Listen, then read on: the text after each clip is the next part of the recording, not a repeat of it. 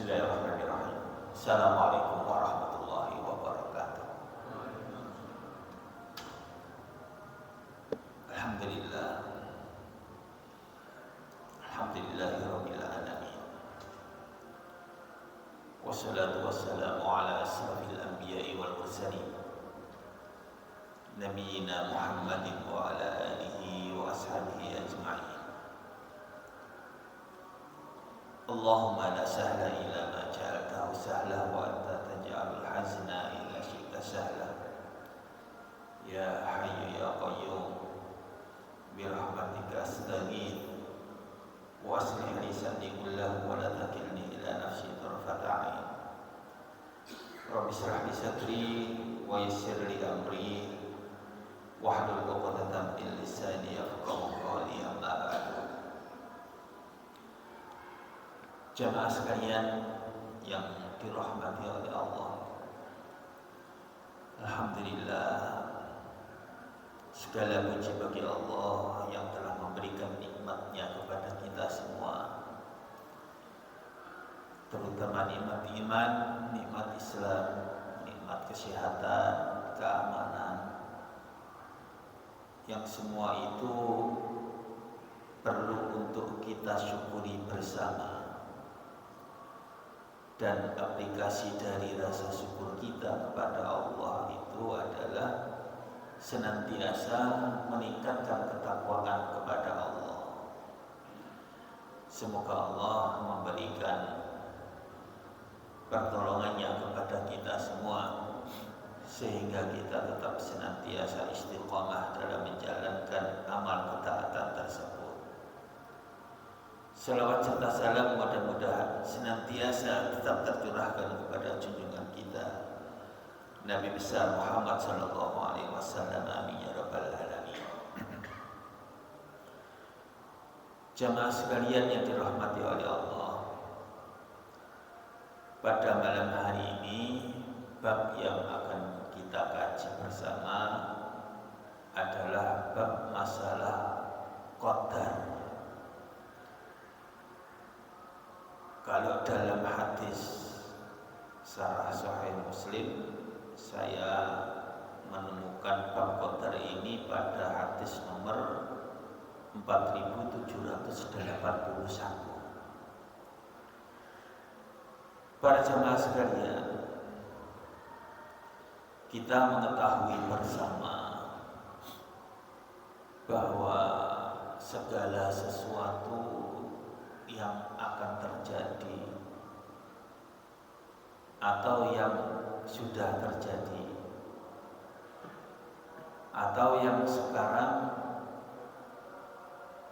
terjadi, semua itu dengan izin dan kehendak Allah. Atas takdir Allah lah semua itu terjadi. Ini merupakan keyakinan seorang mukmin. Allah menyatakan dalam sebuah firman-Nya secara terang dan gamblang, ma asaba min musibatin fil ardi wala fi anfusikum illa fi kitabim min qabli an nabra'aha inna dzalika 'ala Allahi yasir likai la ta'saw 'ala ma fatakum wa la tafrahu bima atakum. Yang artinya apa saja yang menimpa diri kalian, baik di muka bumi atau apa yang menimpa pada diri kalian, semua itu sudah tercatat dalam kitab Lauh Mahfuz sebelum semua itu terjadi. Maksudnya sebelum alam semesta ini diciptakan. Inna dzalika 'ala Allahi yasir, kata Allah. Dan itu bagi Allah adalah sesuatu yang gampang, sesuatu yang mudah. Ini secara gamblang jamaah sekalian menjelaskan bahwa apapun yang terjadi pada diri kita semua ini, itu atas izin Allah, itu semua terjadi. Atas kehendak Allah juga hal-hal yang kita temui di dunia ini, baik yang menyenangkan, yang menyedihkan, yang melapangkan, yang menyempitkan, ujian, kemudian juga kelapangan, semua itu terjadi atas kehendak Allah. Tidak ada sesuatu pun yang luput dari ilmu Allah, tidak menyimpang dari apa yang sudah digariskan. Makanya kita disuruh untuk senantiasa menguatkan keimanan terhadap takdir. Di samping itu kita juga sudah tahu tentunya para jamaah sekalian bahwa takdir Allah itu masuk rukun keimanan. Ketika Rasulullah ditanya malaikat Jibril mengenai mal iman, apa itu iman, Rasulullah menjawab, antu'mina billahi wa malaikatihi wa kutubihi wa rusulihi wal yaumil akhir wa tu'mina bil qadari khairihi wa syarrihi wa tu'mina bil qadari khairihi wa syarrihi, dan engkau beriman kepada takdir Allah baik buruknya. Ini jelas. Maka kita harus meyakini, karena ini masuk bagian keimanan kita. Seseorang yang tidak percaya kepada takdir berarti dia keluar dari ranah ruang hukum keimanan. Dia tidak masuk dari orang yang beriman.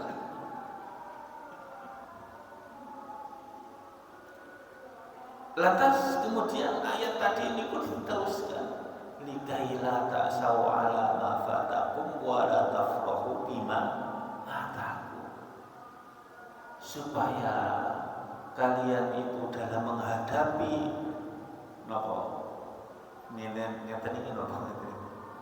ombak kehidupan yang silih berganti, jangan sampai berputus asa ketika menghadapi sesuatu yang luput dari diri kita. Jangan sampai kita menghadapi ujian kita putus asa. Jangan sampai ketika kita menghadapi hal yang tidak mengenakan menurut hati kita, entah kena penyakit, entah ditimpa kebangkrutan, entah kemiskinan dan lain sebagainya, kita putus asa dari rahmat Allah. Tentu ini sesuatu yang tidak patut kita lakukan. Kenapa? Karena kita yakin terhadap takdir kok. Putus asa itu kenapa? Demikian pula ketika kita mendapatkan kegembiraan, kelapangan, kesenangan, wis pokoke enak-enak wae urip dunya iku, kita tidak lupa daratan, terlalu gembira. Dikatakan terlalu gembira, artinya itu lupa daratan. Jadi inilah di antara hikmah tujuan kita meyakini takdir-takdir yang sudah ditetapkan oleh Allah itu.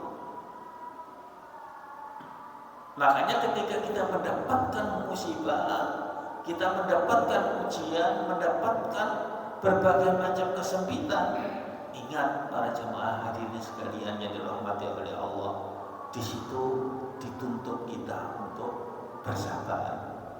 Kesabaran itu akan membuahkan pahala. Kita dilarang untuk berputus asa dan bersabar di situ. Sampai kapan? Sampai Allah merubah takdir itu menjadi suasana yang lebih baik umpamanya. Demikian pula ketika kita mendapatkan kelapangan. Jamaah sekalian yang dirahmati oleh Allah, jadi inilah di antara hal-hal yang perlu kita kuatkan bersama berkaitan dengan takdir-takdir Allah yang itu merupakan perkara gaib. Kita tidak bisa tahu apa yang akan terjadi pada diri kita masing-masing. Kita juga tidak tahu kapan takdir ajal kita. Kita juga tidak bisa memprediksi rezeki kita. Kita juga tidak bisa mengerti apakah kita ini masuk ahli neraka atau ahli surga, sa'idun atau sa'iyun. Itu semua adalah rahasia yang dikehendaki oleh Allah. Kita dituntut hanya nopo, hanya pasrah. Dituntut hanya menyerah total. Kalau masalah nopo keyakinan, tentu boten menafikan usaha nggih, boten. Jamaah sekalian yang dirahmati oleh Allah, dalam hadis nomor 4781, ini hadis pokokane bab masalah takdir, di mana Rasulullah Shallallahu Alaihi Wasallam bersabda dari Wahab ibnu Abdullah, wa huwa shadiqul masduq. Rasulullah Shallallahu Alaihi Wasallam bersabda, Inna ahadakum yajma'u khalquhu fi batni ummihi arba'ina yawman.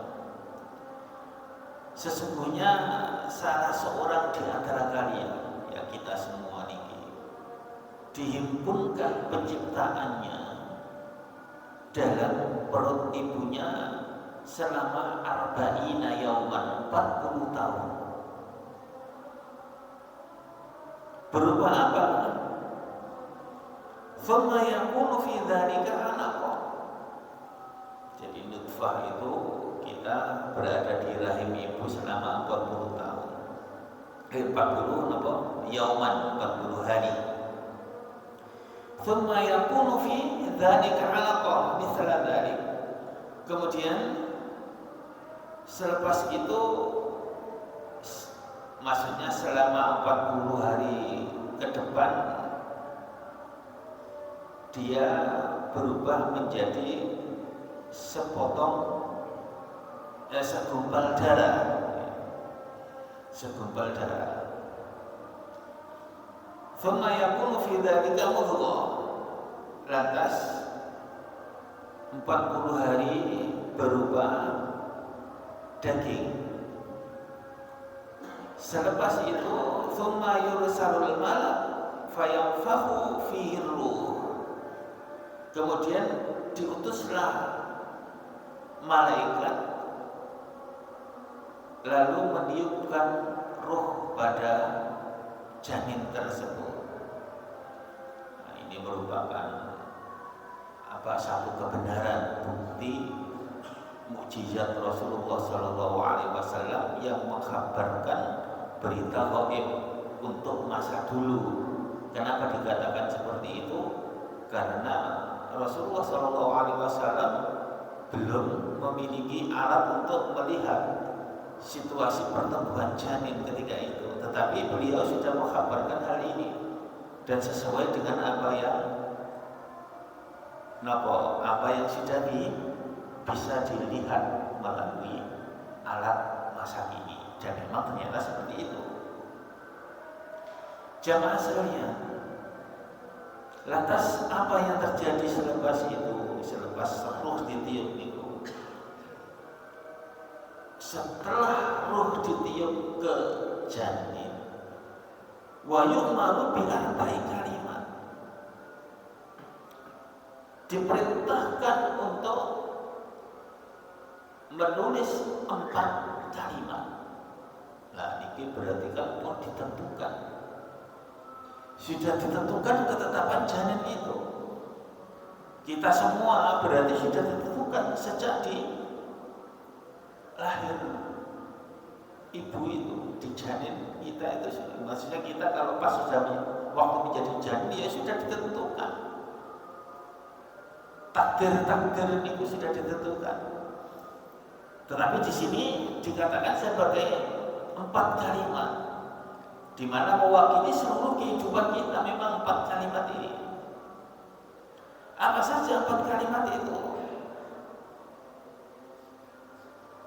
Yuktabu birizkihi wa ajalihi wa amalihi wa sakil au sa'idun. Jadi 4 kalimat itu adalah ditetapkan, ditulis rizkinya pada jamaah. Apa yang sudah ditetapkan ini tidak bisa dilampaui, ya sudah, kita mendapatkan rezeki sesuai dengan apa yang sudah ditetapkan. Kita tidak akan mampu melampaui apa yang sudah ditetapkan ini. Kalau enggak menjadi milik kita, enggak akan pernah kita dapatkan. Tetapi kalau itu menjadi milik kita, pasti akan datang kepada kita. Nah, ini terjadi apa tidak di dalam kehidupan kita. Kenyataannya memang seperti itu kan. Kadang kita itu menginginkan sesuatu, ingin betul, tetapi ternyata nggak pernah kesampaian. Kita sudah usaha kesana kemari, luar biasa usahanya, ikhtiarnya itu masya Allah. Tapi Allah kalau tidak menentukan itu rezeki kita, ya tidak akan pernah kita dapatkan. Demikian pula kalau itu rezeki kita, ma'asyiral muslimin, mesti akan kita dapatkan. Bahkan seandainya kita berpaling lari, sembunyi untuk menghindari rezeki kita itu, ya rezeki kita itu akan ngejar kita. Ini prinsip kekuatan keyakinan terhadap rezeki ya. Makanya ketika kita menghadapi hidup, kalau sudah meyakini seperti ini, rasa hasad, rasa iri terhadap milik orang lain itu akan terlerai. Wis gak kepingin napa? Gak kepingin nyireni rezekinya saudaranya. Ndak kepingin apa yang dimiliki oleh dulur-dulur dewe. Dia tidak akan hasad, tidak akan benci dengan orang yang lebih tinggi kedudukannya, hartanya, atau jabatannya, dan lain sebagainya. Tidak akan. Karena dia meyakini bahwa rezeki itu sudah ditulis oleh Allah masing-masing, masuk rezeki kita. Jadi atas ini merupakan keyakinan terhadap rezeki ini. Wis nek ngene pun tenang urip niku. Semakin kita mantap dengan keyakinan seperti ini, semakin lapang hati kita. Ya wis nek pancene rezekine sami ini ya wis usaha. Nek dikei dhuwit sing akeh, ya jangan lupa daratan itu ya Allah senengi. Kalau enggak bukan rezeki jenengan, ndak akan juga jenengan bisa kaya raya kaya Fir'aun, kaya Korun, ndak akan bisa. Makanya tiang mukmin niku lah pokok tenang atine, nggih. Lah pokok uripe niku napa? Mboten ongso-ongso. Mboten ongso-ongso dalam arti tamak niku lho, tamake. Gigih berjuang dalam kerja tidak ada kaitannya dengan masalah ini ya. Tamake kali dunya niku gak mari-mari. Terus keyakinan ini harus kita masukkan secara kuat di dalam di dalam sifat kita dalam meyakini rezeki yang sudah ditetapkan. Kemudian yang kedua sudah ditetapkan apa? Rezeki wa ajali. Jamaah sekalian, kita juga harus yakin betul lahir kita itu sudah ditetapkan, termasuk juga sekaligus ajal kita juga buat ditetapkan. Tidak ada seorang pun yang mengerti masalah ini. Kita tidak tahu ajal kita. Itu suatu hikmah yang luar biasa. Kalau seandainya kita dikasih tahu ajal kita, tentu kita akan tidak pernah bisa merasa tenang seumur hidup kita. Umurmu kayak 6 tahun, kira-kira apa sih akan kita lakukan? Umurmu kayak sedino, ya tambah kayak enak. Makanya Allah tidak memberitahukan ini, tetapi kita yakin bahwa ajal ini juga merupakan takdir Allah dan kehendak Allah. Manusia di seluruh dunia ini tidak akan bisa turun campur, sama dengan rezeki kita juga. Sakupoi lalu orang turun campur. Ajal kita juga seperti itu, deadline-nya juga sudah ditetapkan. Jangan dikira orang yang sehat walafiat itu tidak bisa mati gara-gara dia sehat. Orang yang sakit kadang-kadang puluhan tahun juga mati-mati Pak Bung.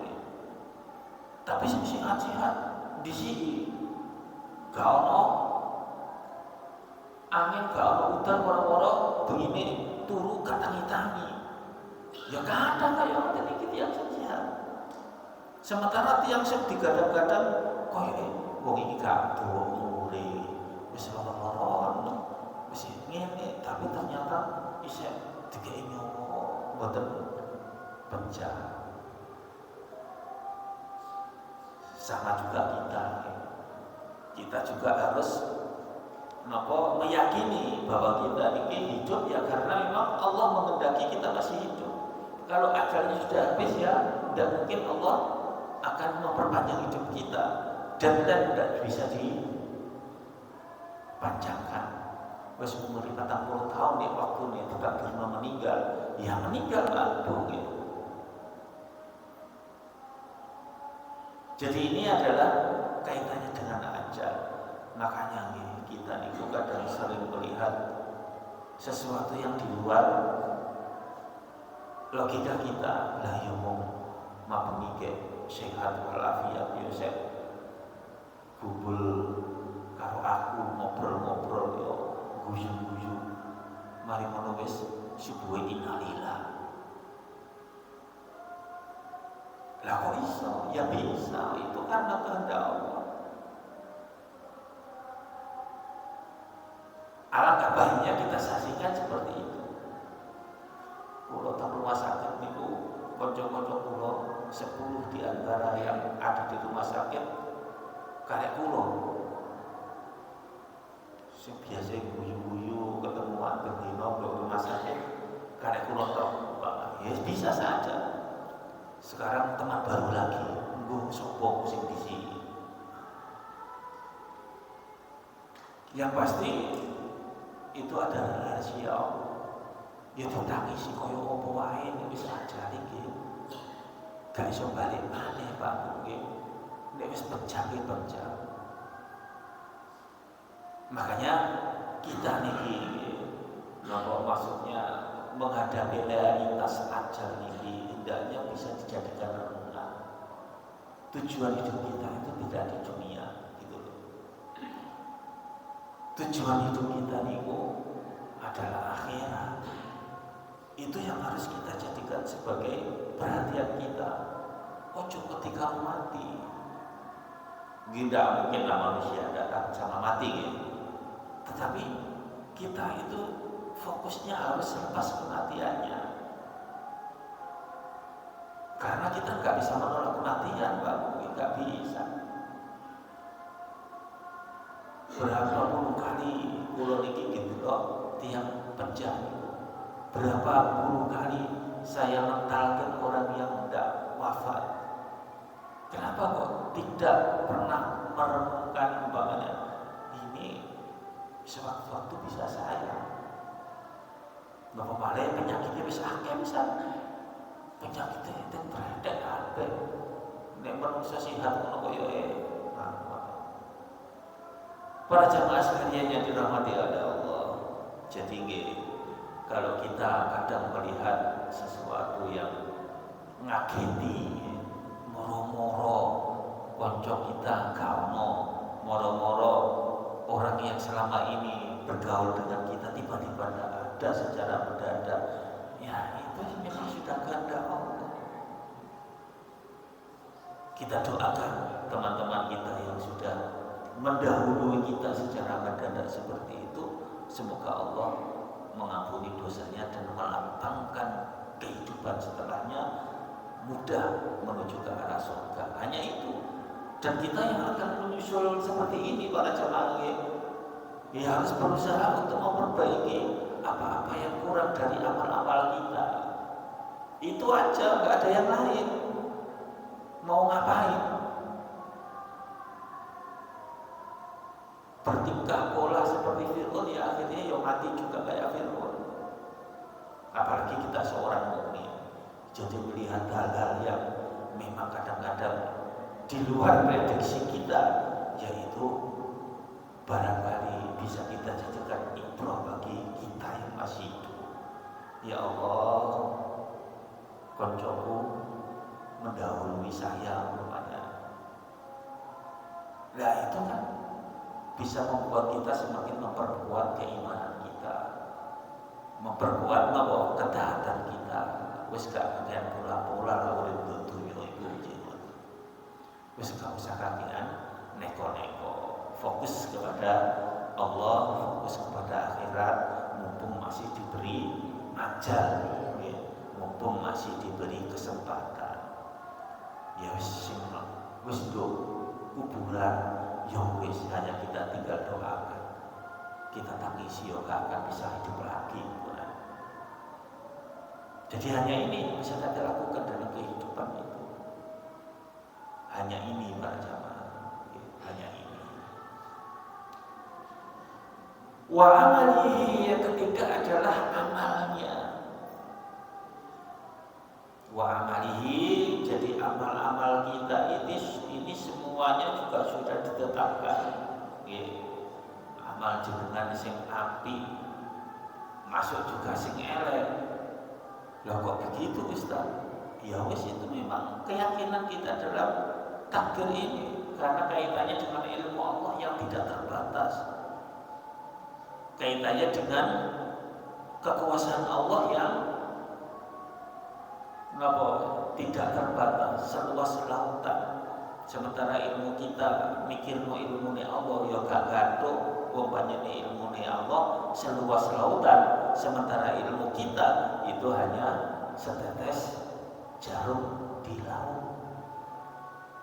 Ya jangan berpikir tentang kekuasaan Allah wis. Samina wa ata'na mawon, percaya mawon wis, percaya mawon. Mboten enten liyane. Enggak ada yang bisa kita lakukan selain itu. Di luar itu jenengan yang akan kalah sendiri. Jenengan yang akan kalah. Hidup jenengan akan berantakan karena tidak percaya dengan takdir. Atau jenengan akan menjadi orang yang berantakan karena apa? Wong amal wis ditetapkan kok lapo beramal. Tidak seperti itu. Namun yang dijadikan kaitannya dengan amali di sini, kita yakin secara umum bahwa kekuasaan Allah memang seperti itu. Karena semua amal yang kita lakukan itu adalah kehendak Allah. Dan kita mampu beramal itu juga karena siapa? Ya karena Allah.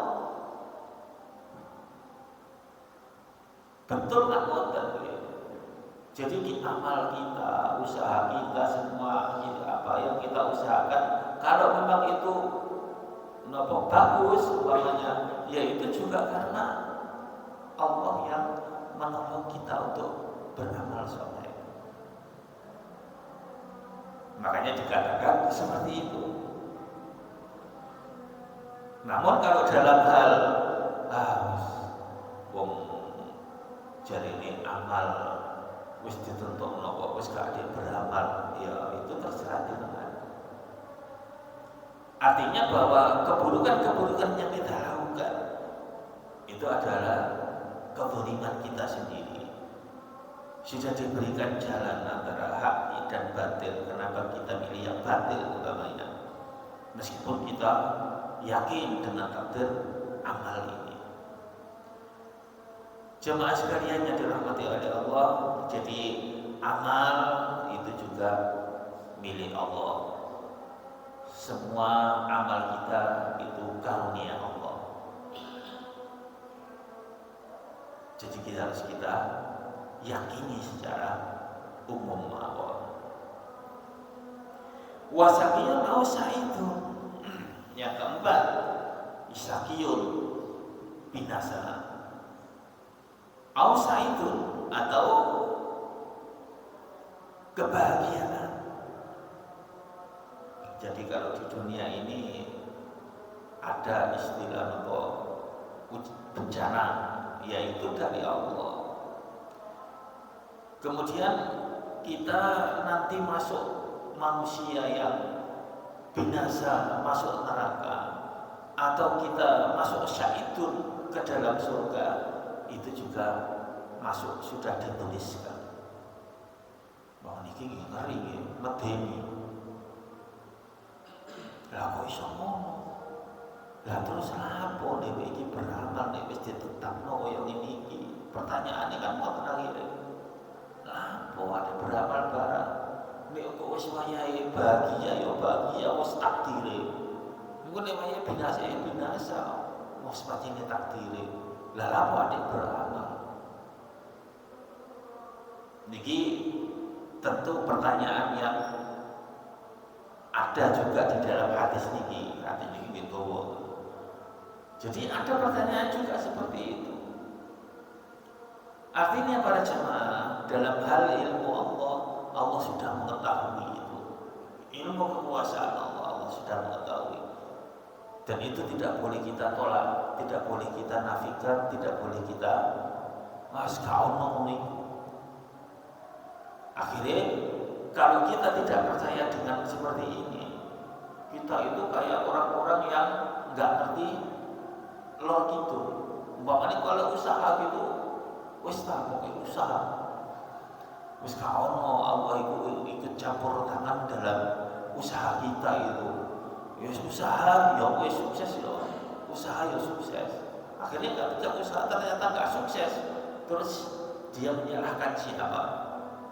Umpamanya begitu. Jamaah sekalian, jadi sa'idun atau syaqiyun, bahagia atau sengsara nanti seorang manusia di akhirat itu juga sudah diketahui oleh Allah. Ya sebenarnya dia pun selesai sebenarnya dunia ini. Dan memang dikatakan rufi'atul aqlam wa jaffatis suhuf, kan ngoten ya. Wis ditulis rufi'atil aqlam, kolam niku wis nulis, wis lembaran-lembaran wis kering, wis ra iso dirubah, wis selesai. Nah terus apa kepentingan hal-hal yang seperti ini dengan kita hidup di dunia ini? Ya tentunya banyak hikmah dan rahasia yang kita tidak ketahui. Kenapa Allah mentakdirkan hal-hal semua ini? Yang pasti ya sudah, kita hanya samidawa atau enggak ada lagi. Jenengan mau percaya, ya monggo. Itu api, itu selamat, itu aflah, sukses. Jenengan tidak mau percaya, ya terserah jenengan. Itu satu kesalahan, satu kebinasaan, dan satu hal yang akan membuat jenengan menyesal nanti di akhirat. Terus jenengan kada nilai. Ini keyakinan terhadap takdir itu seperti itu. Makanya jangan menjadi aliran Jabariyah. Jangan menjadi aliran yang menyatakan bahwa semua hal itu adalah atas usaha kita. Allah tidak tahu kalau kita sekarang ini usaha, hasilnya itu Allah juga tidak tahu. Jadi akhirnya nyeluntung mawar. Ini aliran yang menyesatkan dari Ahlussunnah wal Jamaah. Demikian pula aliran-aliran yang menyimpang dari takdir ini enten. Ngaten to. Aliran Qadariyah Jabariyah niki pun terkenal ya, pun terkenal. Jamaah sekalian, jadi 4 kalimat ini mewakili kaitannya dengan masalah kehidupan yang kita hadapi. Wis, ayo kita percaya mawon, wis ayo kita napa sami'na wa ata'na dengan apa yang sudah ditetapkan ini. Ya alhamdulillah kita sudah terkadang kondisi seperti ini ya, kita harus jaga. Dadi wong mukmin, umpamane dadi wong mukmin iku nikmat sing luar biasa, nikmat sing napa sangat besar, nikmat iman, nikmat Islam. Terus enten nikmat apa kesehatan, nikmat keimanan, kenyamanan dan keamanan, itu nikmat-nikmat Allah yang besar. Semua itu kan harus kita syukuri, ngoten mawon wis jenengan mboten usah napa takok-takok. Mboten usah kakean teror takok-takok kok ngene kok tidak usah. Dalam hal apa? Dalam hal kita yakin kepada qada dan qadar niki. Kemudian hadis dilanjutkan, fa walladzi la ilaha ghairuhu inna ahadakum la ya'malu bi amali ahli jannah hatta ma yakuna bainahu wa bainaha illa dhira fayasbiqu alaihi al-kitab fayamalu bi amali ahli an-nar fayadkhulaha. Terus Kanjeng Nabi hadis niki dilanjutkan dengan apa? Sesungguhnya salah seorang di antara kalian beramal dengan amalan ahli surga, ahli jannah ya. Hatta ma yakuna bainahu wa bainaha illa dhira, sehingga tidak ada jarak antara dia dengan surga tadi kecuali dhira niku sahasta ya sameter ngeten apa wis karek-karek perbune belum ngoten mawon perbu swarga karena dia beramal terus-menerus dengan amalan ahli surga. Tetapi ya ini masya Allah yes. Kita harus takut dengan hal yang seperti ini ya. Fayasbiqu alaihil kitab, ternyata telah mendahului tulisan dalam kitab, maksudnya kitab lauh mahfuz takdir niku. Fayamalu bi amali ahli nar fayadkhulaha, lantas dia beramal dengan amalan ahli neraka fayadkhulaha, dan masuk ke dalam neraka. Boten medeni ta ngene. Bismillah ya. Kita berlindung kepada Allah dari takdir yang buruk ini. Ada seorang niku jelas ya, beramal dengan amalan ahli surga, terus istiqomah sampai akhir uripe mek karek sahasta wae wong iki wis insyaallah mlebu swarga, melangkahkan kakinya ke surga. Tapi dilalah wis pancene takdir. Yasbiqu alaihil kitab,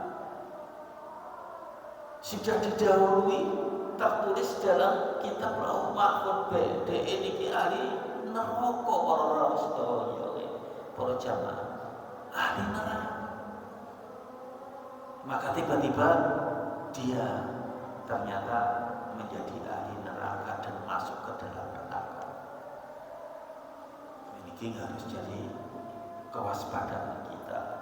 Wedya nek enten umpamane wedi ngeten iki jadi cambuk kita. Wedi teman-teman. Ya sehingga kita ibadah kepada Allah itu rasa takut itu teman-teman. Wedi teman-teman. Ya Allah, aku nang ngene. Ya Allah, aku nang ngene. Ketakutan seperti ini bagus untuk seorang mukmin. Dibutuhkan betul. Jangan sampai kita merasa bangga dengan ibadah kita, sombong dengan apa yang kita lakukan umpamanya. Kesombongan bentuk dalam beribadah kepada Allah itu artinya adalah sifat iblis yang akan bisa menjerumuskan kita dalam neraka. Rumangsa apik iku nggih gak apik. Ngoten lho. Ojo rumangsa apik lah wong murid kok rumangsa apik. Apa maneh sering napa menjustis saudara-saudaranya sing berbuat dosa, berbuat salah, berbuat khilaf, dibenci tentenan. Mari ngono terus nganggep aku itu wong sing blon aku, sampeyan sapa? Ya itu justru menjadi momok atau dosa buat dirinya sendiri untuk masuk ke dalam jurang neraka. Nah, ini harus hati-hati. Makanya dalam beramal tetap kita bertawadhu dan ojo rumangsa kita niki tiyang sing paling bertakwa dhewe. Wis padha wae lah. Surga neraka itu milik Allah. Yang menentukan kita masuk surga Allah. Amali yo amali Allah. Lah apa sing disombongno? Kan ngoten nggih. Dalam kacamata napa kebatinan kita sebagai seorang mukmin itu. Makanya ini enten koyo ngene iki nggih kudu harus waspada. Pokoke seponco sampai rek masih dhewe iku umpamane seumur hidup ibadah nang Allah rumangsa paling bertakwa dhewe, rumangsa alim dhewe, rumangsa wong liya iku apa, aku iki wali Allah umpamane. Jadi ini yang harus kita jadikan perhatian dalam masalah ini. Di amali ahli jannah ternyata ahli neraka. Kemudian hadis diteruskan, fayamalu bi amali ahli nar fayadkhulaha. Wa in ahadakum la ya'malu bi amali ahli nar hatta ma yakuna bainahu wa bainaha illa dhira fayasbiqu alaihi kitab fayamalu bi amali ahli jannah fayadkhulaha. Niki kebalikane.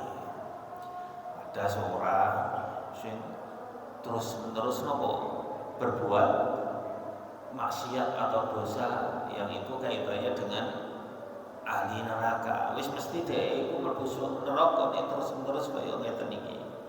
Dia beramal wis dosa wae pada bahasa ngoten iki. Gak ono leren-lerene bendina nglakoni dosa. Lah selepas itu tidak ada jarak mayakuna bainahu wa bainaha illa tidak ada jarak antara dia dan neraka itu illa dhira kecuali apa sehasta saja sehasta. Yes parah sampai ini. Fayasbiqu alaihi alkitab, maka kemudian ternyata didahului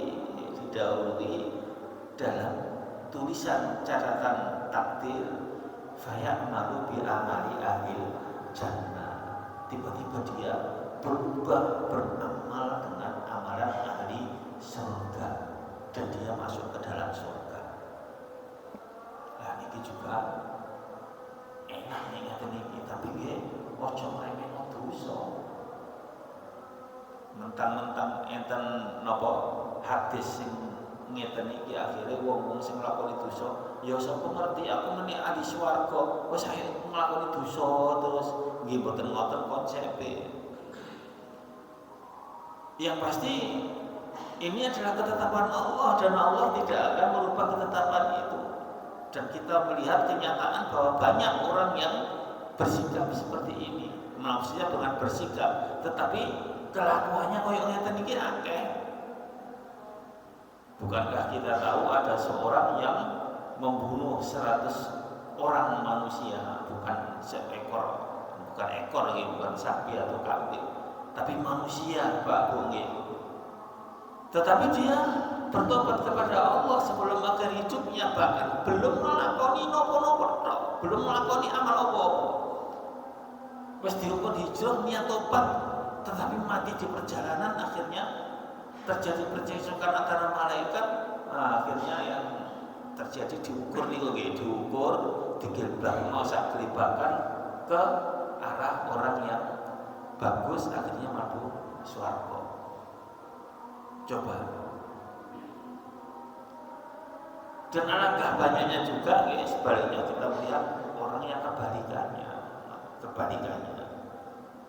Beramal ahli surga koyo arep mlebu swarga ternyata mlebu neraka. Jemaah sekalian yang dirahmati oleh Allah, terus niki adalah hadis yang sangat sangat dalam untuk kita renungi.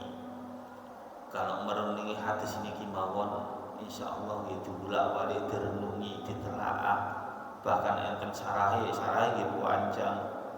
Sarah sapa mawon nggih nek mencarah hadis iki, Masya Allah luar biasa menguatkan keimanan kita.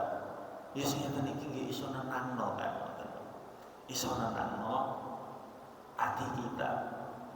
Jadi menghadapi segala sesuatu yang di luar prediksi kita, entah menyedihkan atau menyenangkan, nek eling hadis niki ngono lapang hati. Nggih, lapang. Meskipun nggih saya paham enggak semudah itu menghadapi takdirnya. Enggak semudah itu ketika orang menghadapi musibah lalu dia bisa tenang dengan takdir itu nggih boten gampang juga. Makanya kesabaran di sini perlu, ketawakalan perlu, tidak menyerah, pasrah dengan keadaan juga dituntut. Ya semuanya memang perlu perjuangan dan mujahadah. Boten gampang itu niki, boten gampang. Wong dikei loro nang loro terus ngoten nggih susah Pak, nggih susah para rawuh sedaya. Tapi dikei lapang terus nggih itu ya bahaya juga. Yang pasti dalam menghadapi kedua keadaan antara umpamane penyakit dan kesehatan penyakit dan kesehatan dikei sehat terus sampai tua akhirnya dia mati juga kan tetapi kan akan dikei tanggung jawab yang besar. Sehat sampeyan itu kaya apa? Napa malih sehat niku digawe foya-foya terus ya tambah entek. Nah sementara orang yang sakit dia bersabar di sini. Tetapi kalau sampai putus asa, kemudian umpamanya naudzubillah bunuh diri ya bahaya juga. Karena kita sering melihat orang yang seperti ini di dunia ini wis bingung kalau penyakitnya bunuh diri wis ngombe baygon tak ngombe autan sampai mati. Para jamaah sekalian, jadi mengingat qada dan qadar niki insya Allah bisa menguatkan keyakinan kita terhadap Allah yang Maha Berkehendak. Innallaha maqadirul khalaiq qabla an yakhluqas samawati wal arda bi khamsina alfa sanatin. Jangan perhatikan hadis niki. Sesungguhnya Allah itu menciptakan takdir-takdir makhluk hidup. Semua yang ada di alam semesta ini itu 50.000 tahun sebelum diciptakannya alam semesta ini. Sebelum terjadi itu sudah ditulis dulu kolamnya pun enten kitabe jenenge Lauh Mahfuz nih. Jadi wis gak usah disedai nih, wis memang kita wis terjadi ya wis terjadi, gak usah terlalu bersedih hati. Yang pasti tetap kita beramal soleh seapi-api usaha tetap dalam ketaatan kepada Allah, istiqomah temriku. Wis pun ngoten mawon selamat. Selain itu serahkan kepada takdir Allah. Serahkan pada qada Allah, serahkan pada kehendak Allah. Wis enak mestine. Wis enak mek karek sabare mawon. Wallahu a'lam bishawab. Mudah-mudahan ini bisa mengingatkan kita pada keimanan kita, yaitu takdir Allah yang merupakan rukun keimanan kita yang keenam. Kurang lebihnya saya mohon maaf. Wabillahi hidayah wa taufik. Wassalamualaikum warahmatullahi wabarakatuh.